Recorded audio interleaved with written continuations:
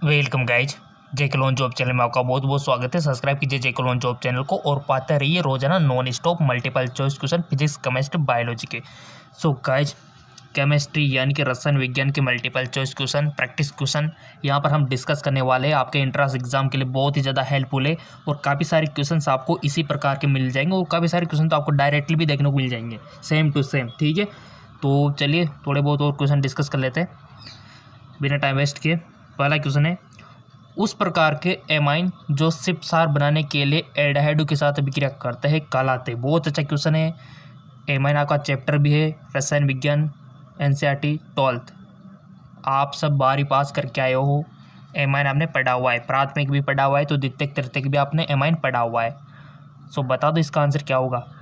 उस प्रकार के एमाइन जो सिप सार बनाने के लिए एल्डिहाइड के साथ अभिक्रिया करते हैं।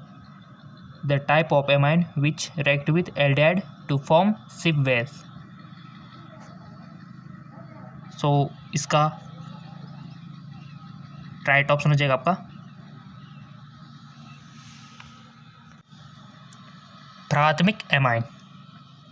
प्राथमिक एमाइन आपका राइट ऑप्शन हो जाएगा। चलो आगे। निम्नलिखित में से कौन सा सम्मिश्रण कायरल है। Which of the flowing complex is chiral. बहुत अच्छा क्वेश्चन है। कायरल अकायरल पढ़ा होगा आपने तो आपको आ जाएगा। सो सिंपल सी बात है, तो हर को किसी को आ गया होगा। इसका राइट ऑप्शन है ऑप्शन डी। अगला क्वेश्चन, प्रोटीन निम्न से बना होता है। बच्चों वाला क्वेश्चन है। देखो, प्रोटीन किससे बना होता है। फास्फोरिक अम्ल समूह से, एमिनो अम्ल से, कार्बन एवं हाइड्रोजन से, राइबोसुगर से, किससे बना होता है।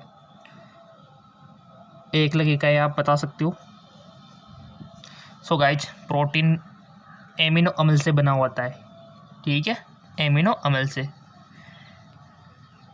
अगला क्वेश्चन, ऊपरी वायुमंडल में ओजोन हमारी इससे सुरक्षा करती है। किससे। इंफ्रारेड रेडिएशन से, पेरोक्सी एसिटिल नाइट्रेट से, कार्बन डाइऑक्साइड से, अल्ट्रावायलेट रेडिएशन से। ऊपरी वायुमंडल में हमारी जो ओजोन परत हमारी सुरक्षा करती है। बचपन में पढ़ते आ रहे होंगे गाइज आप कि ओजोन हमारे लिए किस प्रकार से सहायक है। सो गाइज, इसका राइट ऑप्शन हो जाएगा आपका पराबैंगनी विकिरण है। ठीक है, अल्ट्रा वायलेट रेडिएशन। ये जो रेडिएशन आती है सूर्य से आती है गाइज, यूवीज अल्ट्रा वायलेट, इससे बचाती है हमको कौन, ओजोन परत। सो हमारा फर्ज बनता है कि इसको बचा के रखा जाए, इसको नुकसान नहीं पहुंचना चाहिए। ठीक है, तो इसको नुकसान कौन पहुंचाता है, किसके थ्रू पहुंचता है। आपने देखा होगा कि पहले फ्रिज में अमोनिया, क्लोरीन ऐसी कुछ गैसें प्रयुक्त होती थी जो इसको ठेस पहुंचाती थी। ठीक है, सो गाइज, ये अल्ट्रा वायलेट जो किरणें होती है ये हमारी स्किन के लिए बहुत ही हानिकारक होती है। आपने देखा होगा कि जहाँ पर हम क्लोथिंग, जहाँ पर हम कपड़े नहीं पहनते, जैसे कि हाथ हो गया, आपने देखा होगा कि जहाँ पर कपड़ा होता है वहाँ तो ब्राउन ब्राउन होता है, लेकिन जहाँ पर धूप लगती है वो ब्लैक ब्लैक सा हो जाता है। ये अल्ट्रावायलेट का ही प्रकोप है और इसके कारण स्किन कैंसर, त्वचा रोग बढ़ रहे हैं। ठीक है, तो ओजोन परत हमारी रक्षा करते हैं इन चीज़ों से। ठीक है ना, चलता है कि और अगला क्वेश्चन है कि कैल्शियम और मैग्नीशियम आयनों की अधिकता से युक्त पानी को किस रूप में वर्गीकृत किया जाता है। जिसमें कैल्शियम और मैग्नीशियम के आयन की अधिकता है। और आपने पढ़ा होगा सॉफ्ट वाटर, हार्ड वाटर। तो यहाँ पर भी ये दिया है कि शुद्ध या फिर हार्ड वाटर या फिर इम्प्योर वाटर या फिर सॉफ्ट वाटर, शुद्ध जल और कठोर जल, अशुद्ध जल और मृदु जल। देख पा रहे होंगे आप। तो कैल्शियम और मैग्नीशियम आयनों की अधिकता से युक्त पानी को किसमें वर्गीकृत किया जाता है, क्या बोलते हैं इसको गाइस। सो आपने चूज कर लिया होगा। इसका राइट ऑप्शन है आपका कठोर जल, हार्ड वाटर बोलते हैं इसको, जिसमें कैल्शियम और मैग्नीशियम के आयन की अधिकता है। और ये जो पानी होता है हमारे स्वास्थ्य के लिए और हमारी स्किन के लिए और हमारे बालों के लिए बहुत ही हानिकारक होता है। जी हाँ, बिल्कुल बहुत ही हानिकारक होता है। ऐसे पानी से आपकी स्किन पे स्किन डिजीज़ होती है, बालों का झड़ना होता है, आपके सिर के बाल बहुत झड़ते हैं कठोर पानी से। जिन शहरों का पानी कठोर है तो उनसे बाल झड़ेंगे, सिंपल सी बात है। अगर बचना है तो फिर इसके लिए आपको क्या करना पड़ेगा, हार्ड वाटर को अवॉइड करना पड़ेगा, दूर करना पड़ेगा। इसके लिए आरओ लगाओ, ठीक है, फ़िल्टर लगाओ, काफ़ी सारी प्रोसेस होती है। सो बेसिकली हार्ड वाटर ख़राब ही होता है, ठीक है ना, स्वास्थ्य के लिए भी और बालों के लिए भी। तो यही बेस्ट रहेगा कि आप सॉफ्ट वाटर का यूज करो, ठीक है। तो इसका राइट ऑप्शन हो जाएगा हार्ड वाटर, जिनमें कैल्शियम और मैग्नीशियम आयन ज़्यादा होते हैं। चलो आगे, क्योंकि हमारी जो स्कल होते हैं ना, उसमें जमा हो जाता है और हेयर फॉल करता है काफ़ी सारा, और ज़्यादातर हेयर फॉल इसी से हो रहे हैं आजकल शहरों में, और काफ़ी सारे गाँव भी है जहाँ पर हार्ड वाटर अवेलेबल है। अगला क्वेश्चन, प्रगलन के दौरान एक अतिरिक्त पदार्थ डाला जाता है तो संग्लीय संहति फ्यूविसल मास का निर्माण करने के लिए धातु की अशुद्धियों के साथ अभिक्रिया करता है, वह पदार्थ है धातुमल, फ्लक्स, अधात्री, कीचड़। सो राइट ऑप्शन है फ्लक्स। अगला क्वेश्चन, उस यौगिक की पहचान करें जिसमें त्रिहरा संयोजन आबंध होता है, ammonia, ethane, ethene, carbon dioxide. उस यौगिक की पहचान करें जिसमें त्रिहरा सहसंयोजन आबंध होता है, तो राइट ऑप्शन हो जाएगा आपका एथीन, ठीक है, एथीन। अगला क्वेश्चन, उस अभिक्रिया पहचानिए जिसमें दो यौगिक नए यौगिक के निर्माण के लिए आयनों के विनिमय द्वारा अभिक्रिया करते हैं, वह अभिक्रिया पहचाने जिसमें दो यौगिक नए यौगिक के निर्माण के लिए आयनों के विनिमय अभिक्रिया करते हैं, अपघटन अभिक्रिया, संयोजन अभिक्रिया, द्विविस्थापन अभिक्रिया, विस्थापन अभिक्रिया। बहुत अच्छा क्वेश्चन है, और ये सारी अभिक्रिया आप पढ़ चुके हो, तो बता दो आंसर, चूज कर लिया हो आपने। वह अभिक्रिया पहचाने जिसमें दो यौगिक नए यौगिक के निर्माण के लिए आयनों के विनिमय द्वारा अभिक्रिया करते, तो राइट ऑप्शन है द्विविस्थापन अभिक्रिया। अगला क्वेश्चन,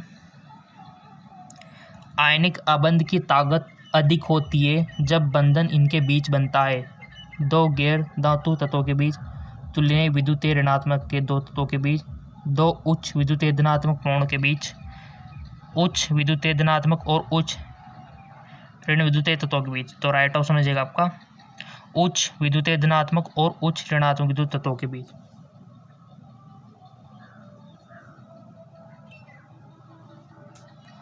अगला क्वेश्चन, निम्नलिखित में से कौन सा कथन विषय में सही है? बहुत अच्छा क्वेश्चन है, सार के बारे में सही है। सो गाइज, आपने एसिड और बेस के बारे में तो काफ़ी सारा पढ़ा होगा, अम्ल और सार के बारे में, तो आपको यहाँ पर सार के विषय में सही कथन बताना है। और यहाँ पर ऑप्शन दिए हुए कि कड़वा होता है एवं नीले लिटमस को लाल रंग में बदल देता है, कड़वा होता है लाल को नीले में बदल देता है, खट्टा होता है नीले लिटमस को लाल में बदल देता है, खट्टा होता है। देखो बहुत अच्छा ऑप्शन यहाँ पर दे रखा है, तो पहले तो आप अपनी ईमानदारी से बताओ, फिर हम समझेंगे इसको। सही बताना है गाइज, एक ही ऑप्शन सही है यहाँ पर सार के बारे में। सो इसका राइट ऑप्शन हो जाएगा आपका कड़वा होता है लाल लिटमस को नीला कर देता है, ठीक है। देखो सार का जो गुण होता है ना, वो पहले ही बात हो कि कड़वा होता है, ठीक है, जबकि एसिड की बात करें तो खट्टा होता है, ठीक है। और सार के बारे में आपको एक बात याद रखनी चाहिए कि ये अम्ल का उल्टा करता है, ठीक है, क्योंकि अम्ल क्या करता है, नीले लिटमस को लाल कर देता है। अनिल नाम से याद रखने के लिए बोला था, अम्ल नीले को लाल करता है, तो सार क्या करेगा, लाल को नीला। तो यहाँ पर भी तो लाल को नीला ही तो कर रहा है ना, बस एक को याद रख लो, लाइफ टाइम काम आएगा एक पर, ठीक है। तो सिंपल सी बात है कि सार कड़वे होते हैं और लाल को नीला कर देते हैं। अम्ल को याद रख लो आप, अगर अम्ल, ठीक है, अम्ल खट्टा होता है, देखो नींबू की बात करें तो खट्टा ही होता है, और वो नीले लिटमस को क्या कर देता है, लाल कर देता है। अनिल नाम से आप याद रख सकते हो, ठीक है। चलो आगे, निम्न में से कौन सा धातु क्लोराइड प्रकाश संवेदनशील है? Which of the flowing metal chloride is lightly sensitive? Copper, magnesium, zinc, Argentine. कौन सा धातु क्लोराइड प्रकाश संवेदी है? तो राइट ऑप्शन हो जाएगा आपका Ag, ठीक है, अर्जेंटम। अगला क्वेश्चन, विद्युत अपघटन यानी कि इलेक्ट्रोलाइसिस द्वारा धातुओं का शोधन करने की प्रक्रिया कहलाती है? इलेक्ट्रो रिफाइनिंग, इलेक्ट्रोप्लेटिंग, इलेक्ट्रोमेट्रोलॉजी या फिर इलेक्ट्रो डिपोजिशन।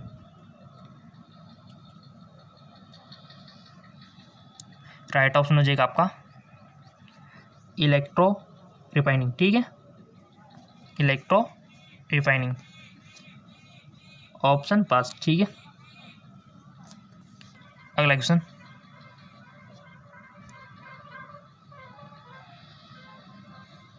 थोड़ा सा इसको इंग्लिश हिंदी दोनों में आपके लिए अवेलेबल है। प्रासरण एक विशेष प्रकार का विसरण है। निम्नलिखित में से कौन सा कथन प्रासरण के बारे में सही है?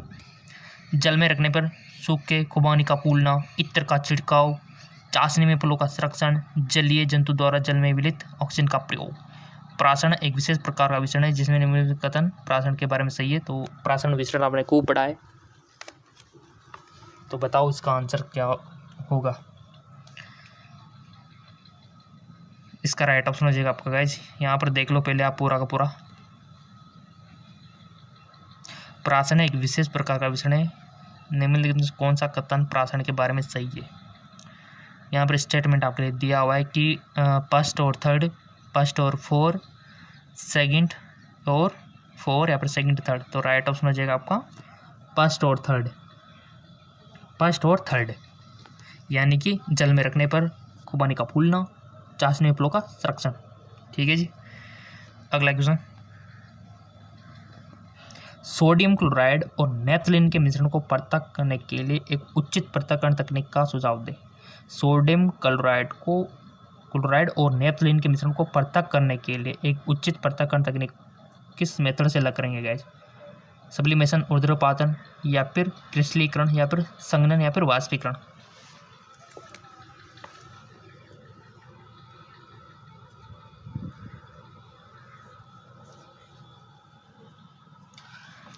सो इसका राइट ऑप्शन हो जाएगा आपका ऊर्ध्वपातन। ठीक है, सब्लिमेशन। परमाणु शब्द का प्रतिपादन किसने किया? कातन, Democritus, Sukrat, Galileo. Who coined the term atom? परमाणु शब्द का प्रतिपादन किसने किया? सो वो किया डेमोक्रिटस ने। ठीक है, डेमोक्रिटस ने।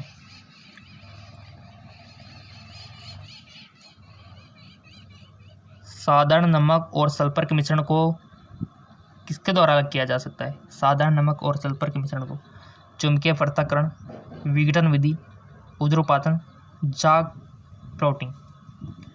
साधारण नमक और सल्फर के मिश्रण को द्वारा अलग किया जाता है। तो राइट ऑप्शन हो जाएगा आपका विघटन विधि।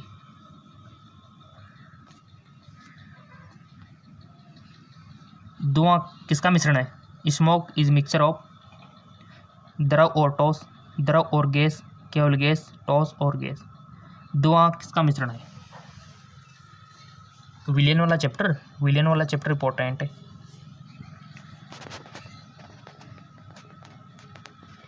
कितने सही जाते हैं, कितने गलत जाते हैं, तो आपको तो डिसाइड कर लेना। इसका आंसर है ठोस और गैस। ठीक है, ठोस और गैस का। अगला, निम्नलिखित में से किस यौगिक में उच्चतम आणविक द्रव्यमान होता है? NaCl, NH3, C2H4, CH3OH। निम्नलिखित में किस यौगिक में उच्चतम आणविक द्रव्यमान होता है? तो राइट ऑप्शन हो जाएगा आपका NaCl में।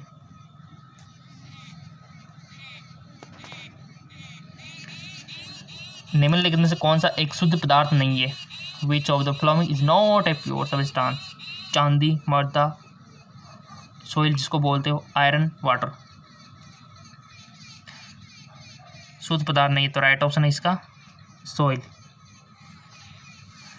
अगला क्वेश्चन, निम्नलिखित में से किसमें अणु की संख्या सबसे कम होती है? 1 ग्राम कार्बन, 1 ग्राम नाइट्रोजन, 1 ग्राम CO, या फिर 1 ग्राम H2। अणु की संख्या सबसे कम होती है, तो राइट ऑप्शन है 1 ग्राम CO। अगला क्वेश्चन, कैल्शियम ऑक्साइड। और देखो ये भी क्वेश्चन अगर आपको कम लग रहे हो ना, तो एक और चैनल है GK MCQ MK, लिंक इसका डिस्क्रिप्शन में दे रखा है, वहाँ से आप क्वेश्चन प्राप्त कर सकते हो फिजिक्स, केमिस्ट्री, बायोलॉजी के। निम्नलिखित में से कौन सा एक विजातीय मिश्रण है? रक्त, पानी में चीनी, समुद्री जल, कार्बन डाइसल्फाइड में सल्फर। विजातीय आपको बताना है। Which of the following is a heterogeneous mixture? So वो है आपका ब्लड। ठीक है, अगला क्वेश्चन, एक तत्व के 2 समस्थानिकों के उदासीन परमाणु के लिए कौन सी विशेषता भिन्न है? इलेक्ट्रॉन की संख्या, प्रोटॉन की संख्या, न्यूट्रॉन की संख्या, परमाणु क्रमांक। एक तत्व के 2 समस्थानिकों के उदासीन परमाणु के लिए, तो राइट ऑप्शन हो जाएगा आपका न्यूट्रॉन की संख्या। अगला क्वेश्चन, नैदानिक एक्सरे के लिए निम्नलिखित में से कौन से निलंबक का व्यापक रूप से किया जाता है? Magnesium sulphate, beryllium sulphate, copper sulphate, calcium sulphate. Important question. Right option beryllium sulphate, barium sulphate, ठीक है। अगला क्वेश्चन, और अभी तक आपने फेसबुक इंस्टाग्राम पे फॉलो नहीं किया तो लिंक नीचे दिया हुआ है, फॉलो कर लेना। डाल्टन के परमाणु सिद्धांत के अनुसार निम्नलिखित में से कौन सा कथन सत्य नहीं है? परमाणु अविनाशी है, रासायनिक अभिक्रिया में भाग लेने वाला सबसे छोटा कण परमाणु है, सभी पदार्थों के परमाणु सभी मायनों में समान होते हैं, पदार्थ परमाणु से बने होते हैं। तो राइट ऑप्शन है आपका सभी पदार्थों के परमाणु सभी मायनों में समान होते हैं, ठीक है। सभी पदार्थों के परमाणु सभी मायनों में समान होते हैं। अगला क्वेश्चन, संपूर्ण ब्रह्मांड में 99% द्रव्य है, 99% मैटर इन एंटायर यूनिवर्स, ठोस द्रव प्लाज्मा गैस। बताओ अब इसका आंसर, मोस्ट इंपॉर्टेंट है। और फेसबुक इंस्टाग्राम पे फॉलो नहीं किया तो फॉलो कर लेना गाइज। संपूर्ण ब्रह्मांड में 99% द्रव्य है, वो है प्लाज्मा। जी हाँ बिल्कुल, पदार्थ की चौथी अवस्था भी आप बोल सकते हो प्लाज्मा है। ठोस द्रव गैस के आगे प्लाज्मा, 90%